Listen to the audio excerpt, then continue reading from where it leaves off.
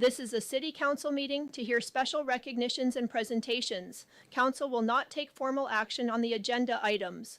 All individuals wishing to speak may do so under petitions and requests. No sign-up card is required. Citizens will be given 3 minutes to speak. All sign-up cards and exhibits being submitted to City Council shall be placed in the box on the table. The purpose of the City Council meeting is to discuss city business, and proper decorum must be displayed by all in attendance. Public input and participation is encouraged. However, all persons in attendance shall comply with the rules for meeting procedures and shall refrain from any action that disrupts the orderly proceedings of the council meeting or hinders a council from performing its duties. No person shall interfere with the rights of others to speak, hear, see, or attend the proceedings, make threats of violence, disrupt the proceedings with shouting, fail to confine remarks to the agenda item under consideration, nor continue to speak after the allotted speaking time has expired, as these actions shall be considered disruptive and disorderly. The mayor shall caution any person who violates these provisions and disrupts the orderly proceedings of the council meetings, and they shall be directed to comply. Any person who fails to comply, as cautioned, shall be ruled out of order, shall forfeit the remainder of their speaking time on the agenda item under consideration, and will be requested to return to their seat. Persons who fail to comply as directed shall be subject to removal from the council chambers by law enforcement or such other actions as may be reasonably necessary to enforce these regulations. Notwithstanding, the mayor may order the immediate removal of any person from the chambers who possesses a threat to property or life safety.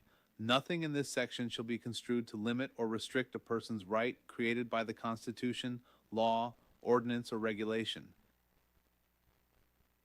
Good evening, everybody. Welcome to the City of Titusville City Council Special Recognitions and Presentations Meeting, January 29th, 2026 at 5:30. Call this meeting to order. For the invocation, we'll have a moment of silence.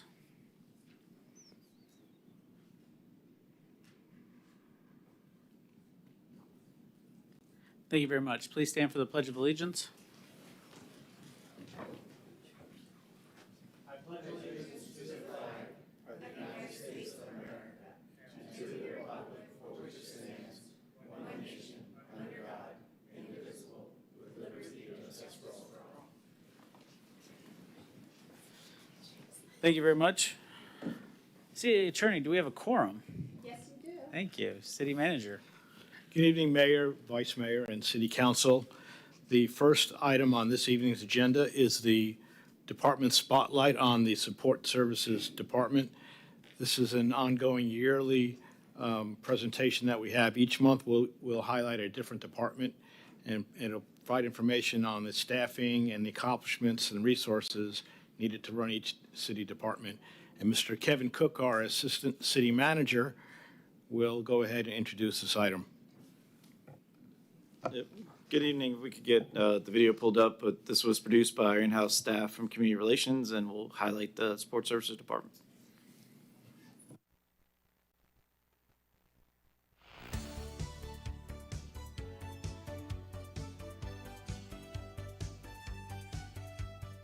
Welcome to the City of Titusville Support Services Department.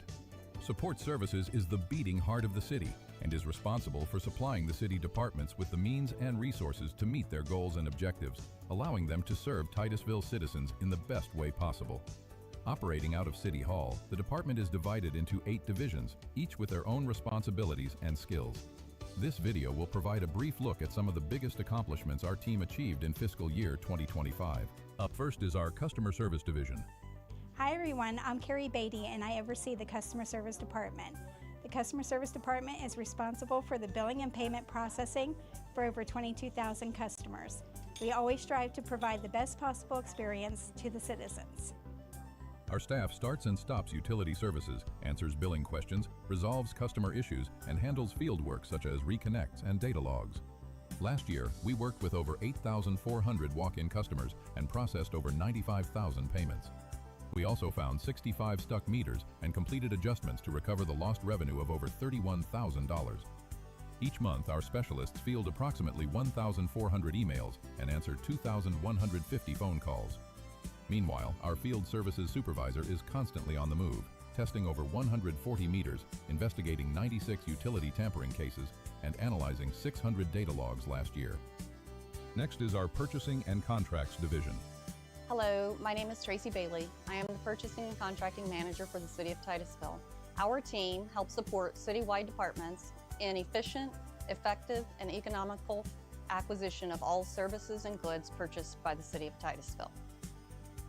This year, the department has continued to transform its operations into a driven, strategic procurement operation with a focus at the enterprise level.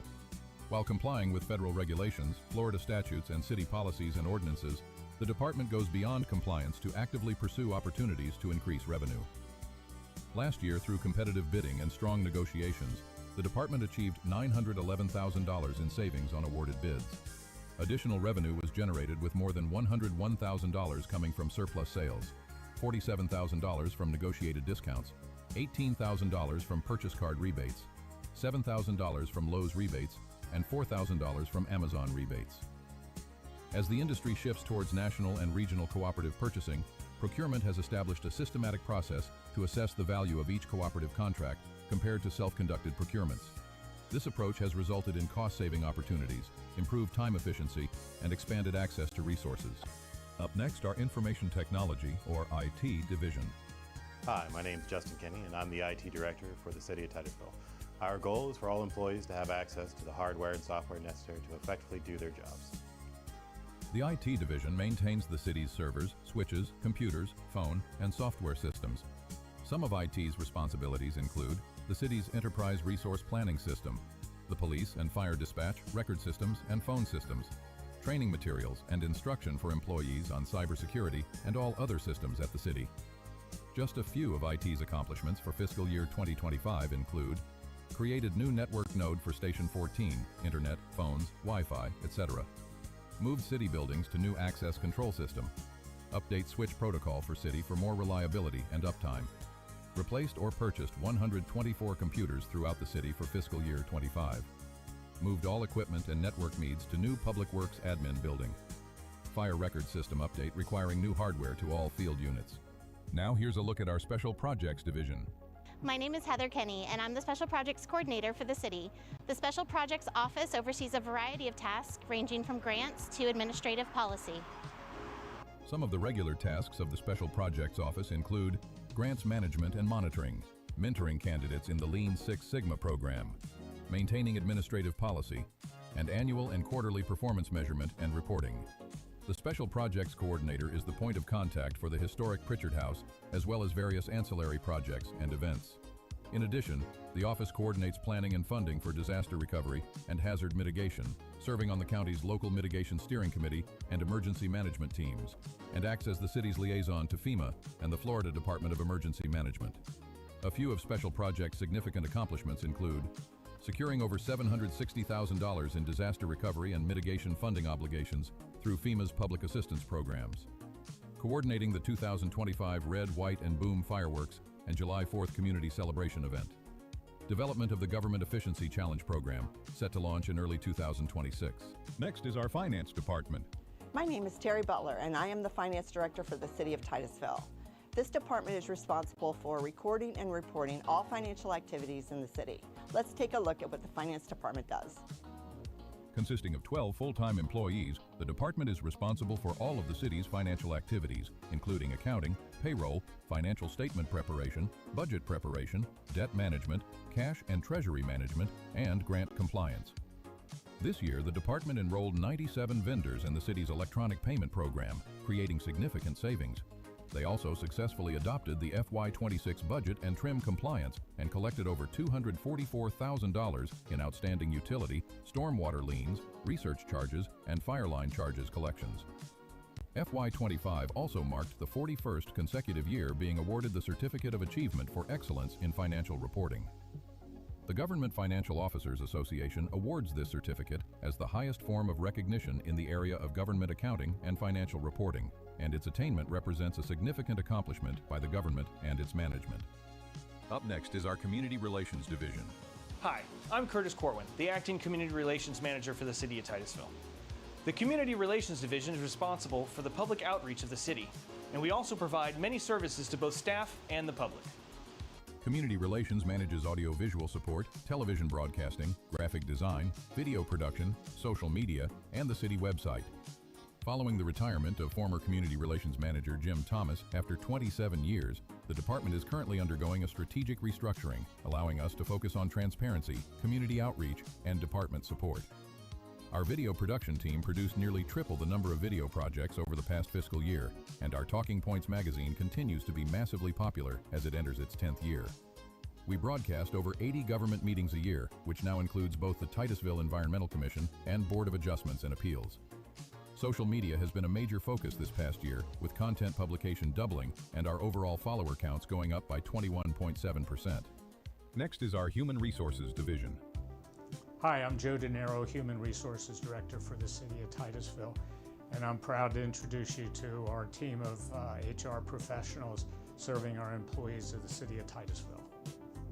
The many services provided by Human Resource include Human Resources Information System Management, Personnel Records Archiving, Employee Health Center, healthcare benefits for active employees, dependents, and retirees who are pre-Medicare and Medicare eligible, and wellness services, Employee Assistance Program services, workers' compensation and risk management, training, union contract negotiations, pay and compensation and retirement, staffing, employee onboarding and offboarding, and employee recognition, internships and summer youth program coordination, and tuition assistance program coordination.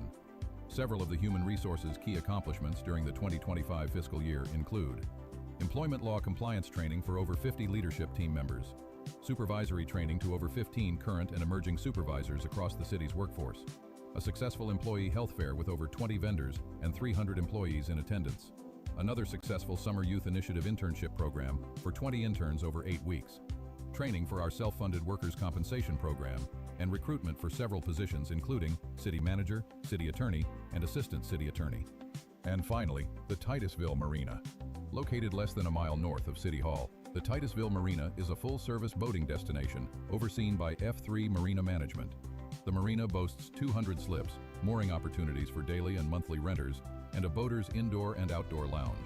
The marina's other amenities include newly renovated restrooms, Wi-Fi, pump-out service at the dock and a pump-out vessel, security gates, boater's workshop, and a boater's gift shop.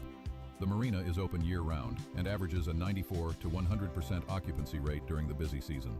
Last year, we paved and striped the south parking lot, purchased new computers, purchased new motors for our pump-out boat through a DEP grant, and hired Edgewater Resources to assist with dock repairs through FEMA. We were also awarded Elite Fleet status by marinas.com.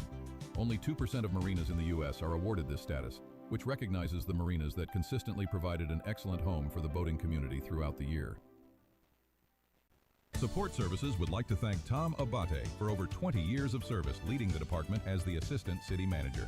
As Mr. Abate steps into his new role as City Manager, we are thrilled to welcome former Public Works Director Kevin Cook into the role as we look to the future with enthusiasm and confidence. Support Services, there's no department quite like it. With our dedicated workforce of city staff, there's no challenge we can't overcome, and we look forward to serving our community into 2026 and beyond. Thank you very much. I can tell you, I was very confused there for a second. I thought the video was over. And it was showing you. I'm like, that's not the tie you're wearing. Because they were showing you guys right there. And I had to look, see what color tie Kevin was wearing. Any questions for the city manager? All right, city manager. Next item up is the Brevard County Parks and Recreation North Area Budget. And our outstanding North Brevard Parks Operations Manager, Mr. Jeff Davis, will give a presentation on this year's budget. Okay, no applause, no applause, no applause. Listen, no matter how many times I do this, I'm always nervous in the very, very beginning, so I apologize if I, You got a photographer. oh, Lord. You brought- Got him on the city. It's my did you younger brother, bring- Michael Cador. He's a city councilman for the city of Rockledge. And I do take privilege in bragging about me developing him to become that person that he is now today. You're going to take credit for that. Yeah. Good evening to everyone. Good evening, distinguished city council, Honorable Mayor Andrew Connors. I provided a list. That's a poor, you can't see that very well from here, but do you have a copy? You also have a copy of this? If you don't, I have a copy to give to you. Okay.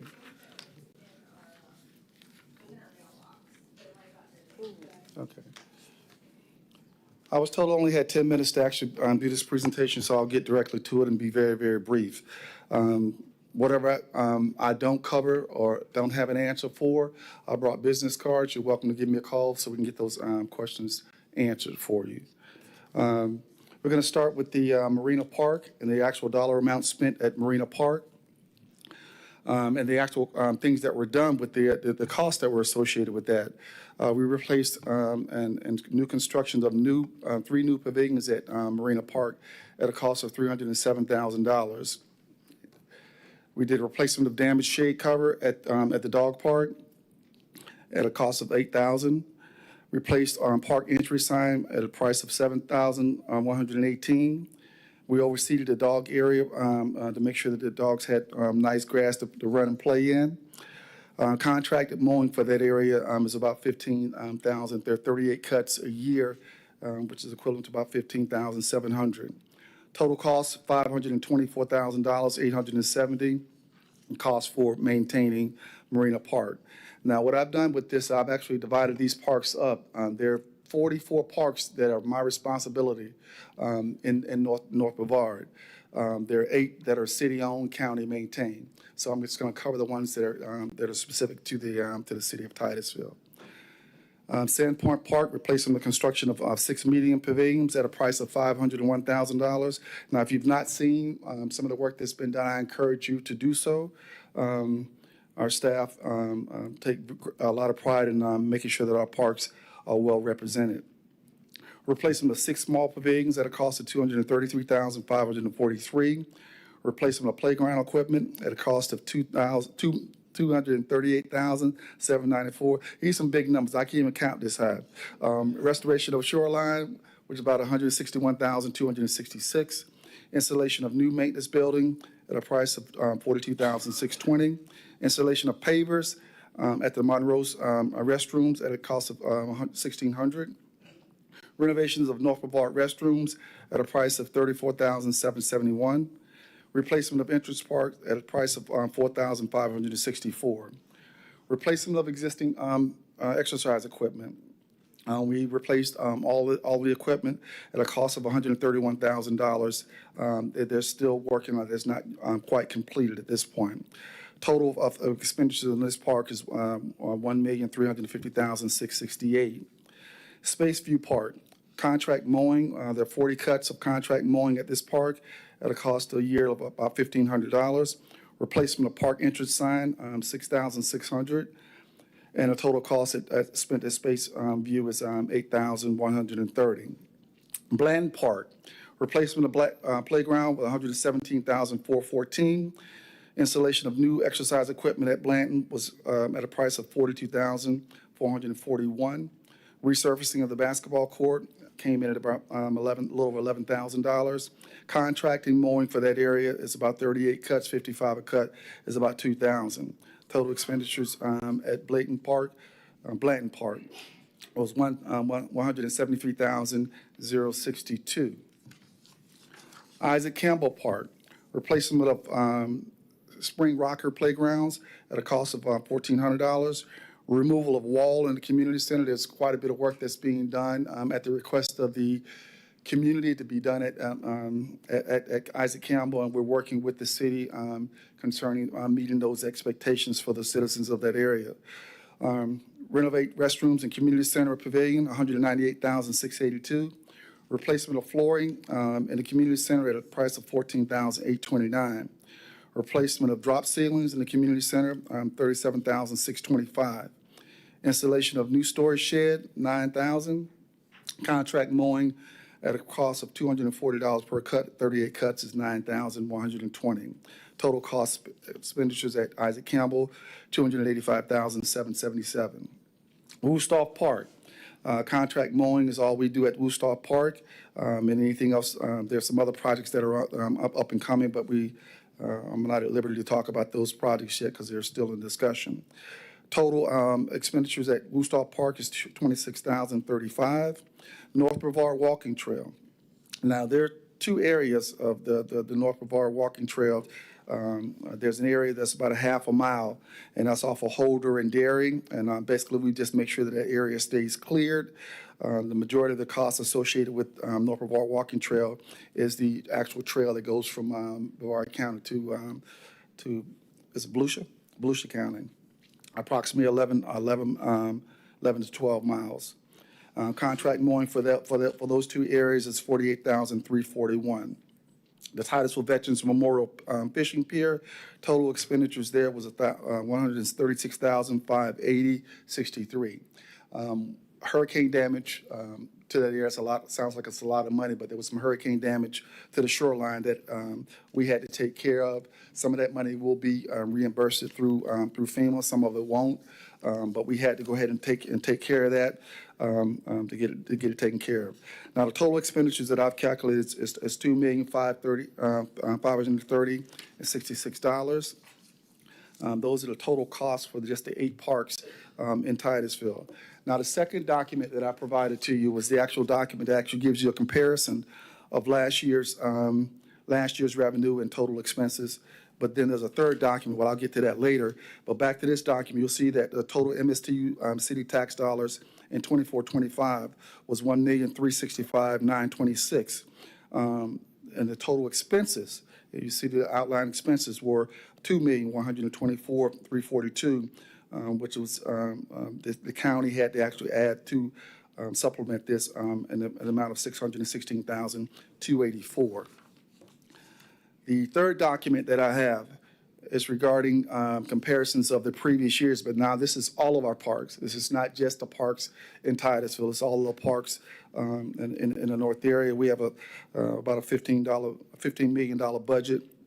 Our current, if you look at the comparison, you see the comparisons from 2023 to 22 to 23, 23 to 24, 24 to 25, and you'll see there's a steady incline every year. Where I see the incline being the most hefty is when our capital improvement programs, the capital improvement expenses that are involved. This past year, we spent a little over almost $6 million in capital improvements. That pretty much covers all of the numbers concerning our parks. Wanted to kind of close with a thank you to the support that I get from the city of Titusville. It has been my pleasure to serve in this capacity as operations manager. This is home for me. A lot of you guys know I grew up in Titusville, 1979 graduate from Titusville High School, went off to college and came back, and was given the privilege of working as a public servant all these years. My first almost 20 years was as a probation officer. My next almost 18, going on 19 years now, has been in this capacity. And I just want to thank the City Council for all the hard work that you do. I'll miss you when I retire. I was sharing with the officer earlier that I received a promotion. And the promotion was not from a job. I've been promoted from dad to granddad. I have 2 grandchildren, and I'm looking very, very much forward to the time that I'll be able to spend with my grandchildren. So you guys got me for one more year. After that, I'll have to pass the torch on to someone else. That concludes my presentation. Any questions? Thank you so much, Mr. Davis. It's been a pleasure working with you for, I don't know, the last 8 or 9 years or so. Yeah. And just seeing your work and your team, I know you guys do a great job, and I really appreciate you. And when you're gone, we're definitely going to fill that void. So Thank you for everything that you do. Member Moscoso. Thank you. Yes. You've been so responsive every time I've had questions, and you've gotten back to me. So I really appreciate it. I appreciate you getting this document to me. I will say I have been asking for this information for quite a few months. I'm kind of new at this, so it takes me a little bit of time to understand things. But lucky for you, I forgot all of my notes at home, but I still have some questions. So you're off the hook for a few of them. I will say our interlocal agreement with Brevard County has, it started in 1992 and it's evergreen, meaning it just continues to renew. Now, if you look at the other cities, they always have a clear end date where they review. So I'm thinking that could be something we might want to eventually look at. But as I was looking at these numbers, because that was one of the questions I had is, okay, how much money is Titusville actually getting from the MSTU? And so I thank you for providing that. And then how much are we spending on our parks? And what I really would love would be more of a breakdown of, okay, this is what project we're working on, this is where we're at in the project, and this is when it will be complete, because I don't really have any clue of what projects we're working on. Like you said before, there are some, I mean, you mentioned there's a difference of over $600,000, and it sounds like the county is just, are they eating that money? I mean, Yes, and why is that?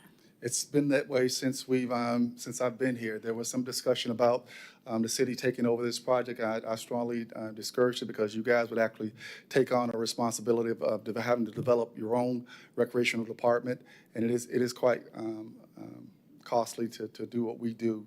I have a 80-plus member team, and we're equipped and ready to do what's necessary in our parks. And I appreciate that. I mean, you have a huge job, over 40 parks. That's a lot. That number was just concerning, is that we're not bringing enough to pay for these expenses. And so it got me looking at some of the parks and, you know, what is something we talk about supporting our youth. And so what is something that we could do at some of these parks? You know, I moved over from Oviedo and that area, and they've got some beautiful parks there, but they do have, they pull in a lot of money because of different services they provide. And I know you only have a year left, but that could be something that we start thinking about, not just revenue, but providing those services. And I know we do at Isaac Campbell. I mean, I can see they're bringing in $44,000. They're bringing in $44,000, but we're spending over $500,000. And I know that that's some improvements as well. But there's some other parks that really aren't bringing anything in. And I know that that might not be the goal, is to bring in money. But I just think we need to start looking forward of how we're going to support our youth. And we've got these beautiful parks. And how can we, what we can do, and I want to know how we can work better with your team to make sure those things are happening. It looks like, or it feels like to me right now, we're like, here you go. Yeah. And I appreciate it. And you guys have done a wonderful job, and you've taken care of everything. But how can we get more involved to make sure that the goals we have for our community, like youth sports and youth activities, are actually happening? How can we support you with that? Because I can tell you I haven't done that, and I want to do that. A couple of ways. We actually have an advisory board, City of Titusville Advisory Board. I would encourage you showing up to one of those boards and actually just presenting to the advisory board some of the things that you'd like to see done in the area. Mayor Connors is a member of that board, and it's effective because we have each person is assigned a park. Each advisory board member is assigned a park. Their responsibility is to go out and actually evaluate those parks before we meet again, bring that information back so we can have some discussion. It's problematic because we only get an hour to do that, so you can't, Rome was not built that quickly, so we can't get everything done within that, or discuss everything within that hour. But that will be the first step. Also, just your genuine concern about what's going on with our kids. Our mission statement, the park's mission statement, is to enhance the quality of life of the visitors and residents of Brevard County through recreational leisure activities. That's important, and that's all my team is on that page as far as making that happen. But some things are financially impossible, but we do try to meet most of those expectations. Absolutely. And I have seen more movies in the parks and things like that. So thank you for putting those things on. It doesn't go unnoticed. Yeah. So thank you very much. Okay. Whatever is needed, we're willing. Y'all get in contact with me. Thank you very much. And I think the big challenge, and we've talked about this for a long time serving on that board, is, you know, kind of the loss of North Brevard control in a way. Because once North Brevard Parks couldn't have its own social media, yeah, it was kind of hard to get the message out there to the community. That was really discouraging because I kind of stopped following the North Brevard Parks because I don't care about events happening in Cocoa. No offense, you know, Dr. Cador, but you know, I'm not going to put those on my calendar, right? So I think if we had the ability to, you know, get that message out there a little bit more, it might make it a little bit more effective. But I know that's above above the pay grade. Yeah. Well, Mayor Connor, you're doing an excellent job. The very fact that you're showing up over at Sandrift, excuse me, and the part of the collective discussion that you guys are having over there is helping out a whole lot. There is different ways to get more information out to the public, but some of the things that you're already doing are spot on. So we'll just continue just to evaluate it and make sure we can continue to get better. Thank you very much, Mr. Davis. Member Nelson. I must say, I'm going to miss you. Yeah. You have done a fantastic job. Thank you. The touch a truck, the Halloween out at Fox Lake. Absolutely. The movies. Yeah. Your youth program in the summer. Yeah. I mean, Jeff, you've done great. Yeah. I do think we shouldn't let you go. Maybe we need to say, maybe we need to talk to your wife. I'll come back and say hello. But I'm not working. Going forward, when we redo the MOU, is there any suggestions? Have a discussion about exactly what it is. You're talking about having a discussion about readdressing the memorandum of understanding. Take it page by page and actually look at it and have a discussion. You're all welcome to come to my, you can't come at the same time because of sunshine, but you're welcome to come to my office so we can actually sit down. I can get that document printed out for you and have it. We're going to highlight some of the areas of discussion, but just as everything evolves, and that document probably needs to evolve to another level as well. Okay. Member Stokel. Yes. Thank you, Jeff. You're going to be nice to me now. He told me otherwise. No. To Member Moscoso's point, I want to say before, we had talked about trying to kind of shift into more activities and things like that, and this was early on when I first got on. But even just going through this list, and even after the hurricanes, we noticed that a lot of the budget had to go to just repairs and infrastructure. Yes, and it seems like that's still the case, is a lot of the money, because we own so many parks. I think we have the most in the county, in the north end, is I think knowing how many parks we actually have, the upkeep, the maintenance, as you mentioned, all of the employees. And so I think for us, and maybe you can either correct me or see if I'm on the right track, if we're wanting to do that, we need to really look realistically at how much money do citizens potentially want to pay and invest in for us to maybe provide other resources. And I did tell my friend that I would mention this, like they're going to Longwood to go to their skate park out there, their pump track. And they're like, can we have that in Titusville? I'm like, sure, but it costs probably a lot of money. And so I think those are the things that we need to see. If they're a partnership like we did with the Rotary to get the splash park, we had donations from the community for that. Is there some type of partnership that we can do? Because I think we're all are on the same page that we would like to see more things for our youth specifically.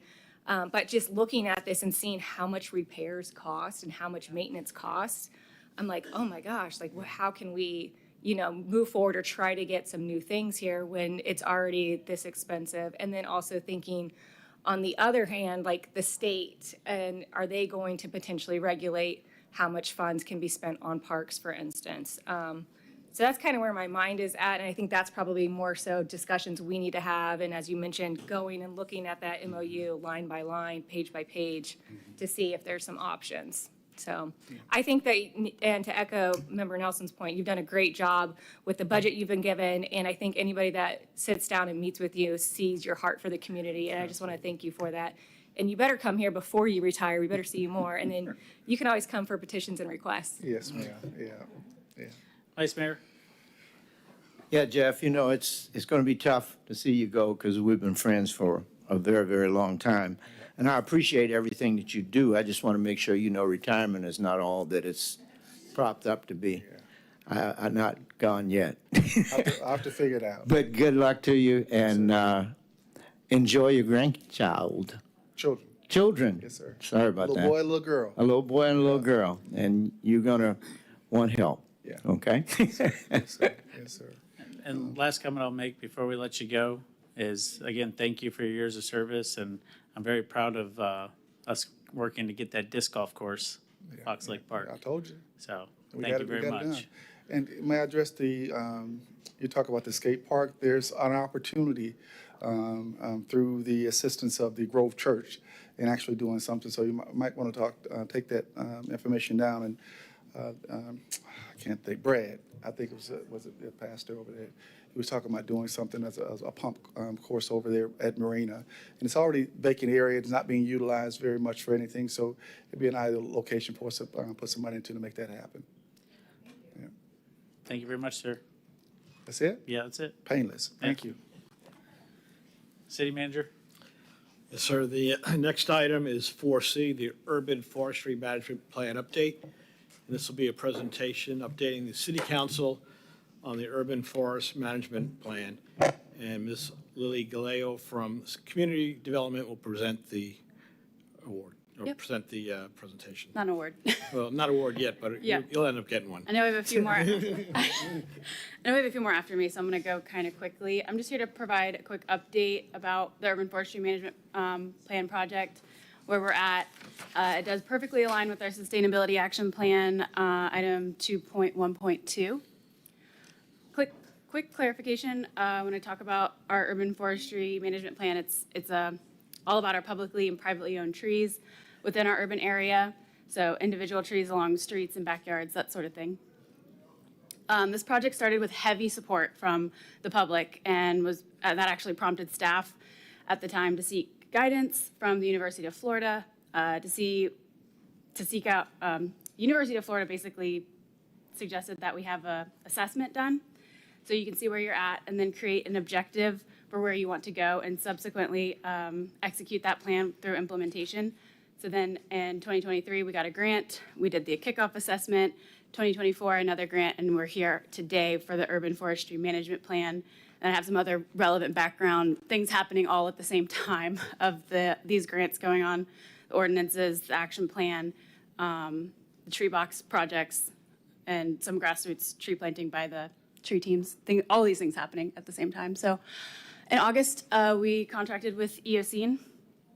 They are the main consultant taking on this project.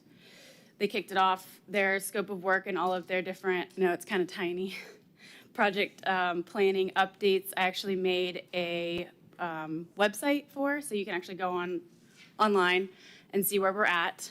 But in September, after we launched the project page with all of the project details, we did some heavy outreach efforts in October, including tabling events. We launched a massive public survey, published it in Titusville Talking Points, did some social media. These are just some summary metrics of where it was all spread out throughout the city. Unfortunately, we didn't really get that much response. So pretty underwhelmingly or concerningly low citizen response rate, which is why I'm also here as a reminder. We had 78 people respond to that survey, but we got some good information out of it. So thank you for everyone who did participate. Some of the summary, I know that's also really small, but there was over 20 questions in the survey. So that might have been a reason why we didn't see too much responses. I'm not quite sure about that, but the summary of all that data was basically that 86% of people found trees as extremely or very important. And then some of the top priorities were shade and cooling, wildlife, and air quality, while some of the top concerns related to trees were heat, development impacts, and flooding. And then they went ahead and did another canopy coverage assessment, similar to the one that went down in 2021. This is actually the updated satellite imagery from 2023. And then they pulled land classification satellite data from 2010 to 2023 to kind of see where we're projecting. It is with a margin of error of about 95%, but it is steadily decreasing. And then on November 10th, we had a visioning workshop where we try to invite all of the citizens who are interested in trees to come out and create some goals, or a vision statement, and that vision statement will create the goals. The most important part of all of this is really just having broad citizen input. That's the thing we're struggling probably the most with, but making sure that this plan is something that the whole city participated in, or as many people as we can get reasonably to participate in. So I put another QR code there for anyone watching to please participate. We have the vision, which is what this team of about 13 attendees who came out on November 10th listened to the consultant's findings, and they drafted 3 different vision statements, which are out now. Anyone can go and vote on those. So this is a bit of an overview of where we're at, where the whole project is. We're right about in the thick of it. So between November, which is when we have the vision building activity, to April is all of pretty much the legwork in this plan. That being said, it all does require us to have a vision statement picked out in order to build the goals and action items. So with that said, I kind of blasted through that. I'm all done. Thank you, Ms. Lilly. Does anybody have any questions? I don't see any. Okay, Thank you. City Manager? Next item, sir, is the City of Titusville Pharmacy Benefits Manager Audit. And this is a presentation on the City of Titusville Pharmacy Benefits. And the city engaged the services of RX Connection LLC to audit the prescription drug plan managed by Aetna. And the audit focused on ensuring that Aetna adhered to the contractual pricing guarantees and rebate calculations. Mr. Ray O'Neill, Audit Manager, RX Connection, Aaron Arnold, Audit Analyst, RX Connection, and Gina Lucini, Benefits Consultant, One Digital, will be presenting the report. Thank you, City Manager. This is on. Hello, Mayor Connors. I don't think we've met. My name is Ray O'Neill, Senior Audit Manager at RX Connection. Was the firm that did do your PBM audit. Before we jump in there, I kind of want to explain who RX Connection is and kind of how they relate to One Digital, because I assume you all have heard the name One Digital, working with Gina before. So RX Connection is, we like to call ourselves an agnostic PBM consultant. So we're independent. We don't have any contracts with any PBMs. We're pretty, I'd say, transparent when it comes to it. We are owned by One Digital. One Digital is our parent company. What's very interesting about our partnership is that we kind of reserve the autonomy to kind of operate as RX Connection. What that really allows us to do is go out to the market and work with almost direct competitors of One Digital and really provide that transparency and accountability. So as we go through this, the story I really want to show is transparency and accountability, especially when it comes to Aetna. I know there might be a little bit of tension here when it comes to Aetna. I just want to make it clear that when we're going through an audit, we're on your side. We're your allies. So you can jump in here. So the audit scope really focused on claims filled from October 2023 all the way through September 30th, 2024. Overall, we saw about $2.4 million in overall drug spend. What we're really focusing on is any contractual guarantees fund within your contract with Aetna is met and utopian world is exceeded, right? A lot of those contracts, we've got discount guarantees and rebate minimum guarantees. And we'll look at that here in a little bit.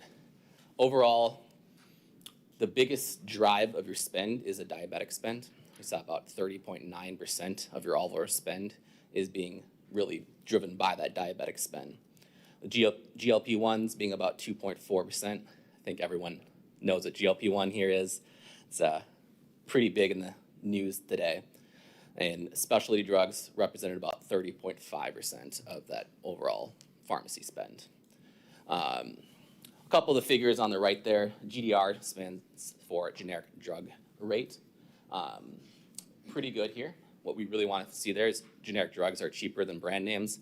So we want to see Aetna and overall, the city use those. Specialty was below the benchmark as well, and again, diabetes was the overall driving factor of drug spend here. So I think we got a couple recommendations later on, some of the things that we have encouraged the city to take to kind of reduce overall spend and to kind of find those savings.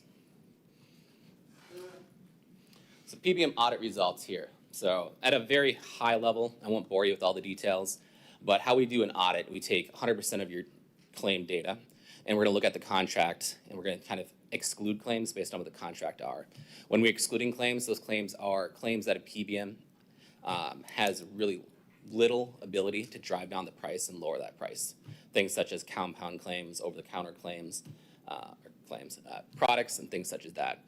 PBM really doesn't have the ability to affect the drug price for those, and so those claims are excluded. After that, what we're really going to do is we're going to kind of aggregate or bucket the claims based on the pharmacy type, the day supply type, and really kind of drive home what that average discount was during that contract period. The top is our discount performance. What we ultimately see is that the average discount for each channel, whether it's met or not, achieved or not, overall we did see a $59,000 check come back to the city through this audit. What that means is that Aetna did not meet all the guarantees. What a guarantee ultimately means is that they have to meet or exceed that threshold. Otherwise, they have to pay dollar for dollar to get you to that threshold. Ultimately, the biggest trend here was in that retail 30 generic. I did see, it kind of goes back to that conversation a little bit ago about the diabetic spend. When you have a lot of higher expensive medications, even if they're generic, they can be a little bit of expensive medication. So that's ultimately going to drive up kind of the cost, and Aetna really has a trouble kind of providing a better discount on that. Underneath, you see the rebate performance, a very same philosophy when it comes to looking at the performance for that. We're taking 100% of those claims, weeding out those excluded claims, and aggregating based on those channels and buckets. Overall, we saw about that $260,000 is what we felt that the minimum guarantee was due. Ultimately, in many of the contracts, the minimum guarantees are just kind of the floor of rebates will come in. PBMs will oftentimes be able to exceed that because they're going to say the floor is down here, but they know they're going to be able to receive quite higher. So we did see Aetna did overperform in those rebates. Ultimately, we do want to see increased rebate dollars and increased rebate rates. So next steps, what's going to happen in the next couple of years. So I know Gina and her team, they renegotiated the pharmacy rebate and discounts with Aetna, and I think that was 10-1, and then going out to RFP in 2026, 2027. I know there was a conversation around a combined RFP with Brevard or not. It was our recommendation that you guys don't do that. I think you guys have a little bit more play, and I think I'll leave that to Gina to talk about a little bit later. But overall, I think there was some other steps that I believe Gina will discuss later on in her presentation, but that is the gist of it. Any questions at all? When is Gina, is she talking after you, or? That's going to be this at the evening. next meeting? Mm-hmm. Next meeting. Well, I guess I'll yield my questions till the next meeting. Does anybody else have any questions? Okay. All right. Good. Thank you very much. Thank you, guys. City Manager? Yes, sir. The last item on this meeting is the financing options for the purchase and renovation of the Police Hall of Fame. This will be a presentation on the financing options, and our city's financial consultant, PFM Financial Advisors, LLC, will provide a presentation for options on the potential acquisition of the existing Police Hall of Fame for use as a police headquarters and emergency operations center. And I have Terry Butler, our finance director, to answer any finance questions, and Kevin Cook, assistant city manager and former public works office director, can go ahead and answer any questions regarding the feasibility of the project.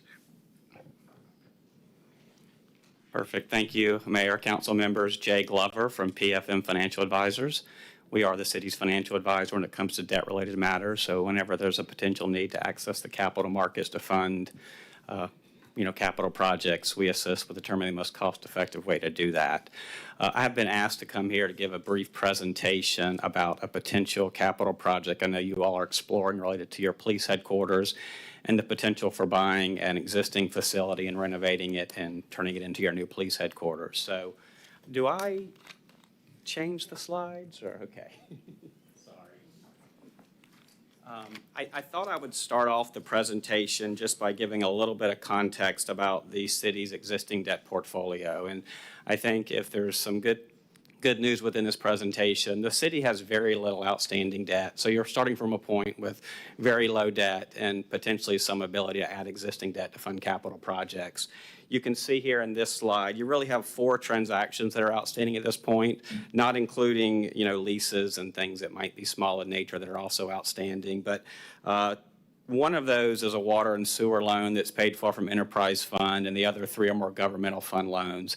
Within those governmental fund loans, actually 2 of those are going to be maturing relatively soon, one maturing in November of 2027 and one maturing in October of 2029. So after the next maybe 3 years, you're only going to have one fairly small loan in the amount of about $4 million that's outstanding until $3 million until 2039. So just to give you some context, we're starting from a point of strength given the lack of debt that the city has outstanding.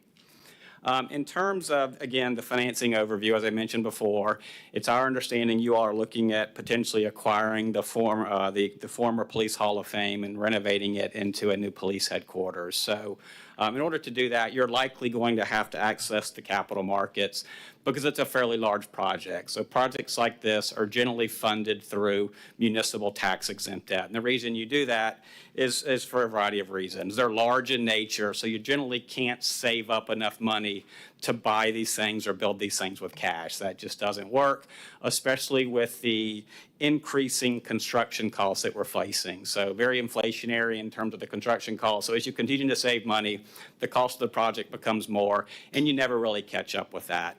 But really the main reason I think debt works in circumstances like this is really the generational sort of taxpayer equity concept.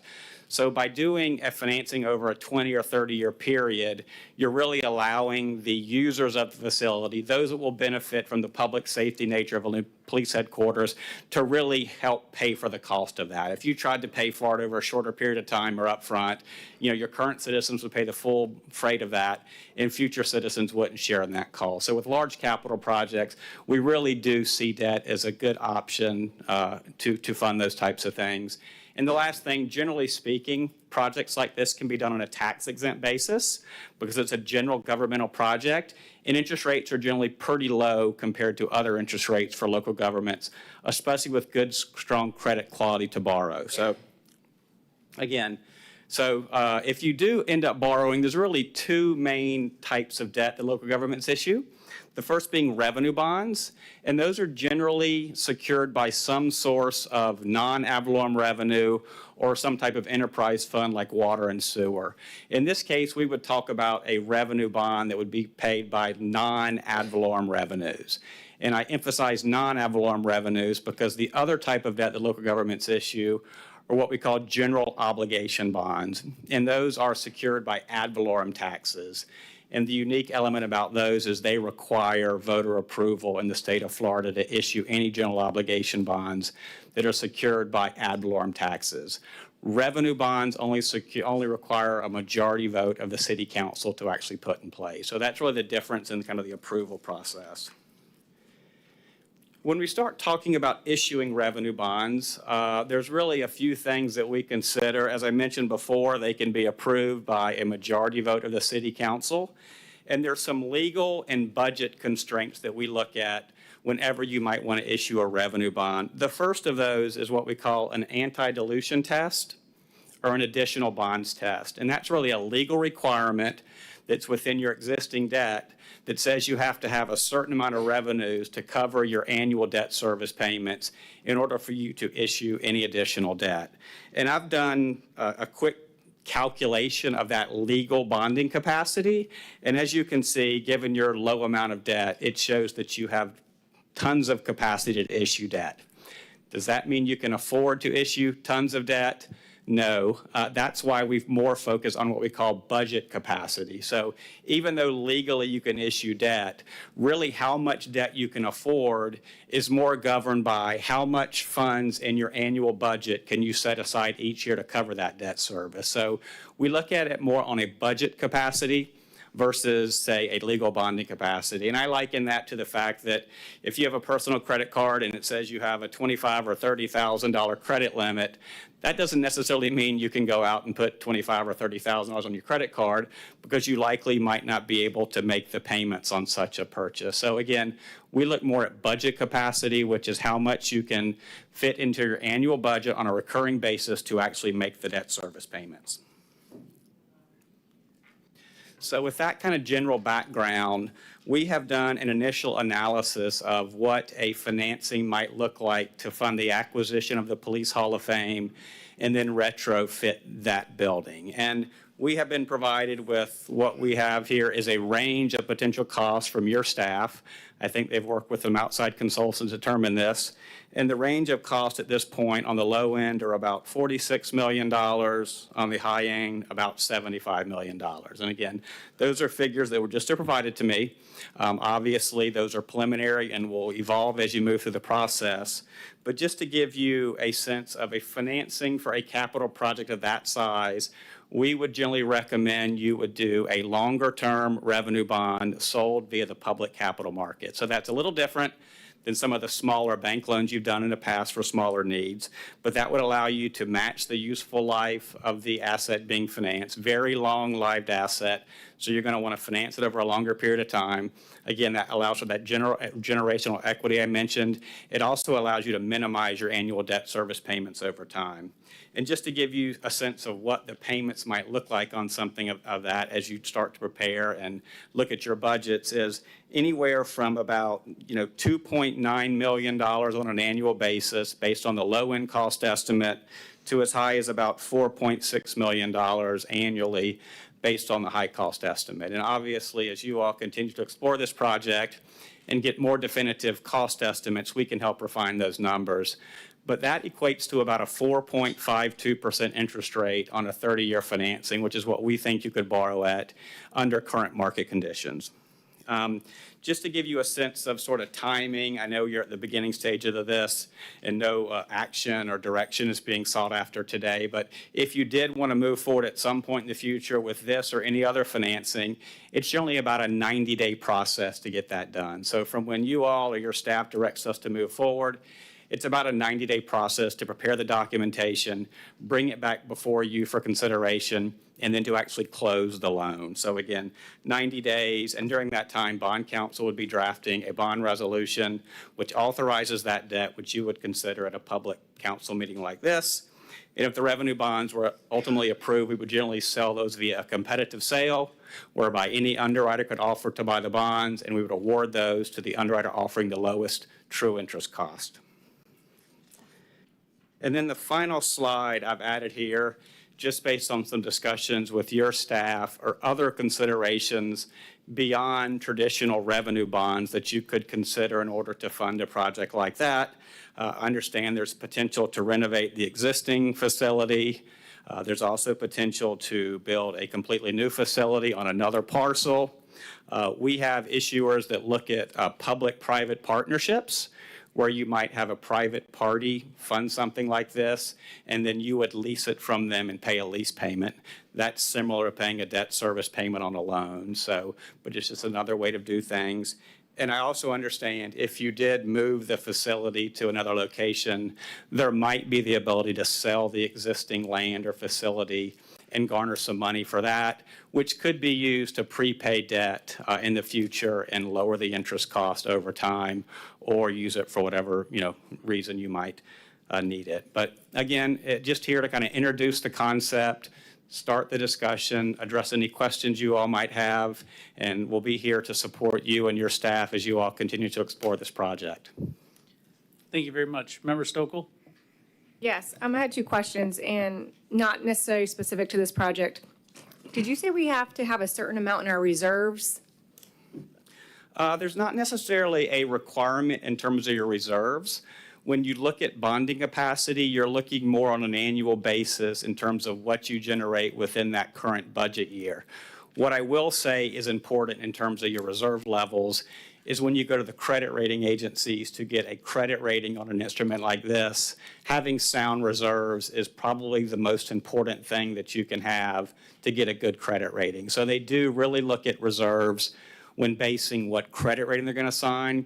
In particular for Florida communities that are subject to hurricanes and environmental risks, they really want you to have sound reserves in place. So the reserves don't necessarily impact your bonding capacity, but it does impact your credit rating, which will drive interest cost.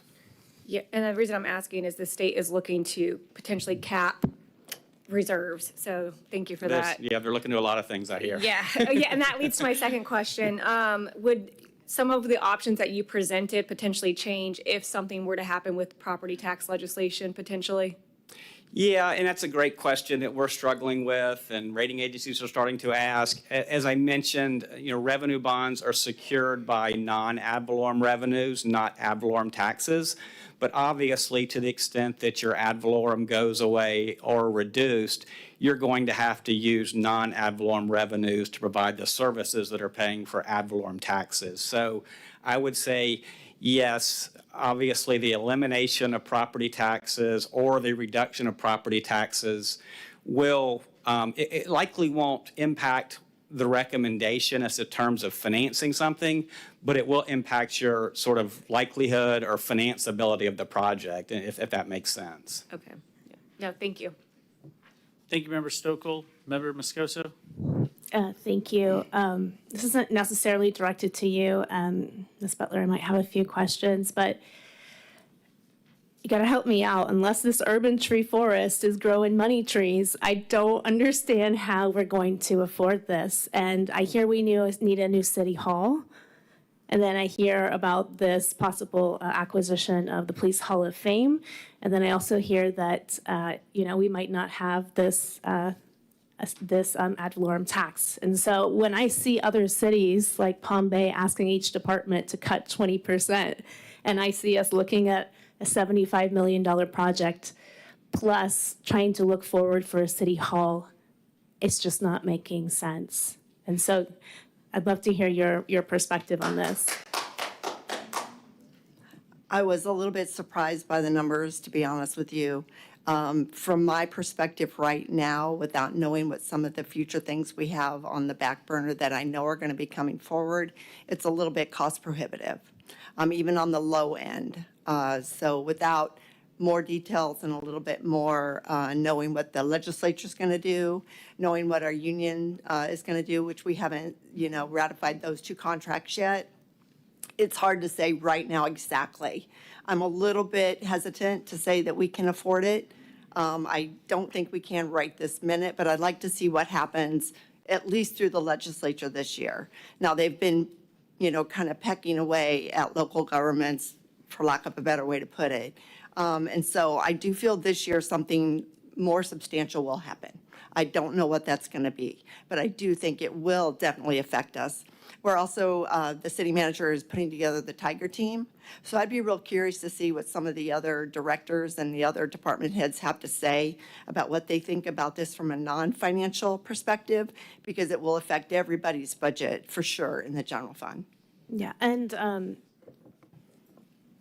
one thing I would like to see as well is I get that it's more costly to build a new police department, but I would like to see a presentation at least on why we need this. What's I know that we maybe have we're growing and there are things that we do need, but a presentation on that.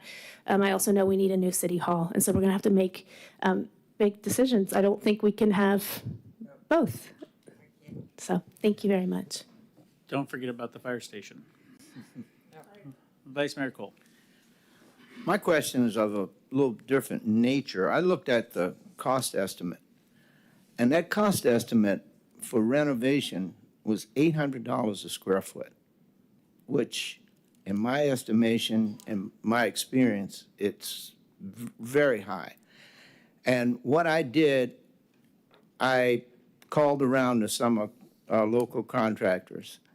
There is a building across the street from Rush Construction Company called the Draper Building. This building has secure areas in it. It's a similar sized building out in the same area. That building was $600 a square foot. And there was another renovation that was done, I think it's called the Star Center. And that building is of similar size to the Police Hall of Fame. That renovation was done for $16 million. So while I know all of it's a lot of money, I would like to see if we could get a more refined estimate. I don't even know how this estimate was derived. I don't know if we had concept drawings or how did they derive this? There's a book called Means, which is an estimating book, that I don't know if that was used to do it, but if you're doing with comparables, the estimate on that building is $200 a square foot higher than the other buildings in the general area, which are under construction right now. So I guess my question is, how was this estimate derived? So we contracted the AECOM Consulting to do a structural review and an estimate on this project. So they gave us 3 levels of what they consider a Class 5 estimate, because they are not, at this point, done any engineering work other than a structural review. The building has to be raised to critical facility wind loading, which means a lot of structural renovation has to take place to the shell. So they gave us these 3 steps because it is so early in the process. They would refine this estimate later, but they felt these are the numbers that they'd have to do for renovation. And you'll see it in the future. We'll give you the numbers also what they estimate per square foot for new building construction of the same type of facility. So they did give us a range. I believe it was from $600 to $1,200 a square foot for renovation, with new buildings starting at the 800 level and up. Just from my experience, $600 a square foot, I mean, $800 a square foot is what they're saying. That's extremely high. I'm not sure that that's the actual number, but like you said, once we refine the design, but to refine when do we request funds or when do we request approval? Because at $600 a square foot, that number is a lot less than $800 a square foot. So I would ask that when you go back to the engineering firm, ask them if it's possible to do some sort of concept and come up with a more refined cost estimate. Yeah.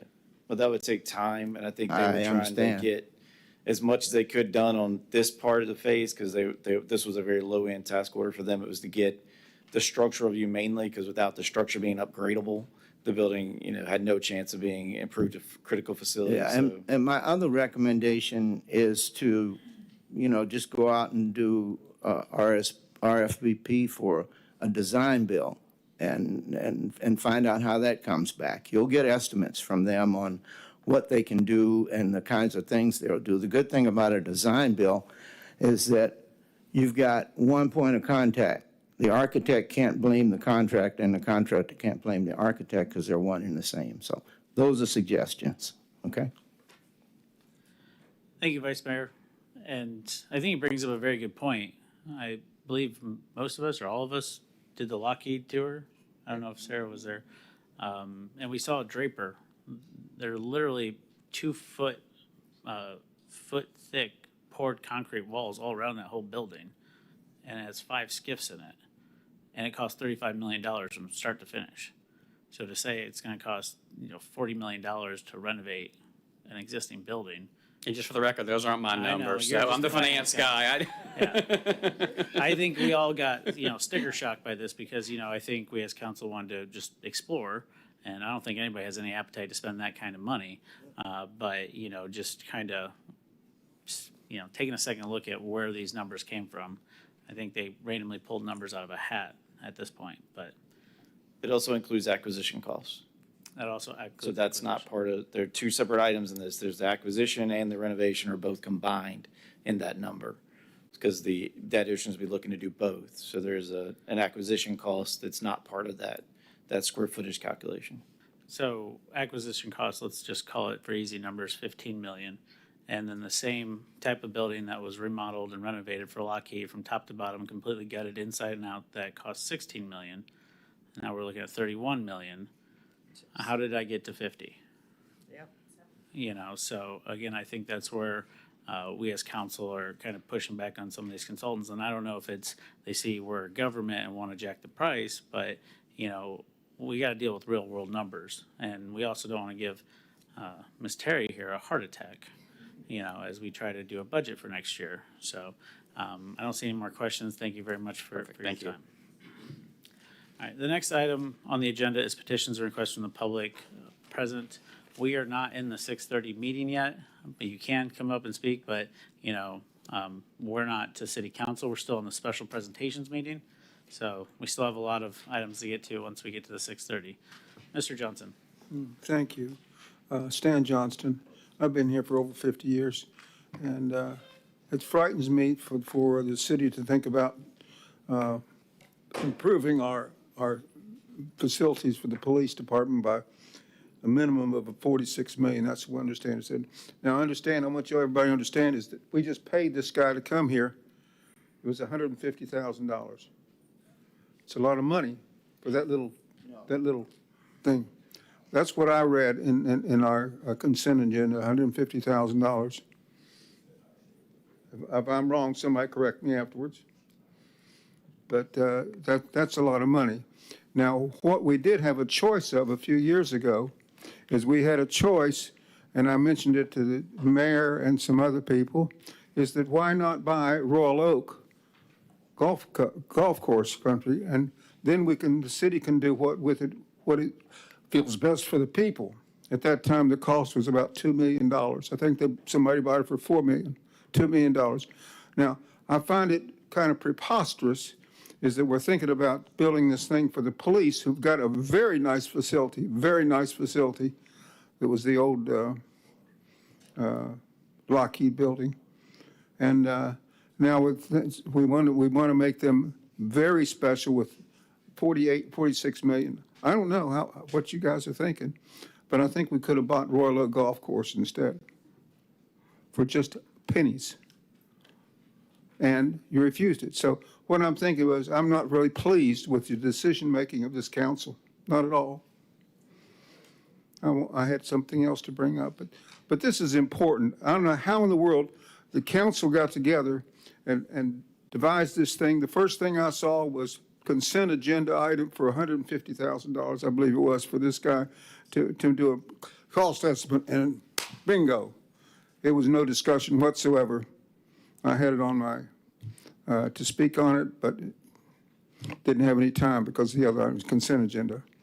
So that consent agenda item was covering about $46 million.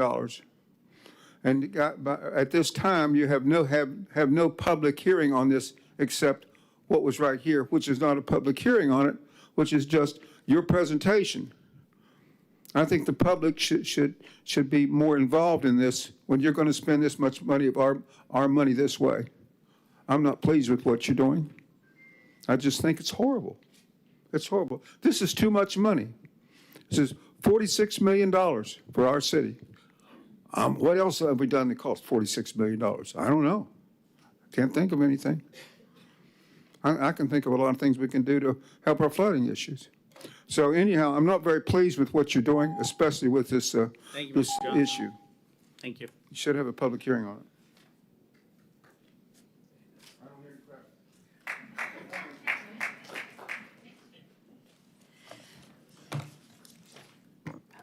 Kay St. Ange, Titusville Tree Team. As the Urban Forest Management Plan update was on your 5:30 agenda tonight, I wanted to take the opportunity to speak to you about that.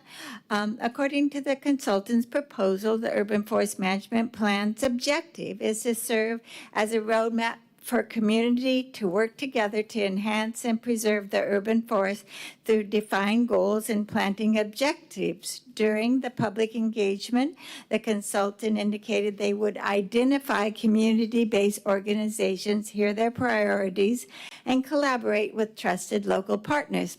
The Titusville Tree Team is a volunteer community-based group dedicated to protecting, planting, and preserving trees while promoting a sustainable urban tree canopy. To date, we have planted 220 trees in city parks at no expense to the city or county, and we're willing to keep doing it. We are eager to meet with EOC to share our experience, establish priorities and effective planting strategies, and to work with the city to expand tree planting efforts as part of the Urban Forest Management Plan. We understand the consultant will also engage with the Titusville Environmental Commission to hear their priorities for the UFMP. The TEC serves as the city's tree board, charged with the care, preservation, and planting of trees in parks, along streets and public spaces throughout the city. To date, community engagement has been limited to a vision planning meeting and a survey. Community-based organizations identified as key partners in the consultant's proposal, such as the tree team, have not yet been engaged in shaping the synthesized goals of the UFMP, involving organizations like the Titusville Tree Team and the TEC and maybe the Garden Club would improve the quality, credibility, and long-term success of the plan. The tree team is ready to assist in identifying high-priority planting areas. This map was provided by the city and highlights significant disparities in tree canopy coverage. The dark green areas have 50 to 70% tree canopy coverage, but this area along the lagoon right here only has 19%, yet has 23% of land that is plantable. Strategic tree planting here would reduce temperature, shade sidewalks, and help reduce stormwater runoff into the lagoon. We encourage the city to move forward with focused planting in areas like this. The Titusville Tree Team stands ready to partner with the city through strategic planting, tree giveaway programs, and other initiatives to strengthen and enhance our urban forestry. Last year, Megan Moscoso, I wanted to mention to you something. Oh, can I finish one sentence? One sentence. We had great success involving the youth at the Isaac Campbell Park for tree planting, and perhaps a rollout of the UFMP can include youth tree planting events. Thank you. Thank you, Ms. Kay. I was also there.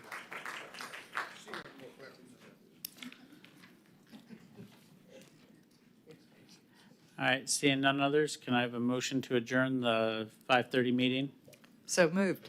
I have a motion. We will reconvene at 7 p.m. to start our 6:30 meeting. Thank you.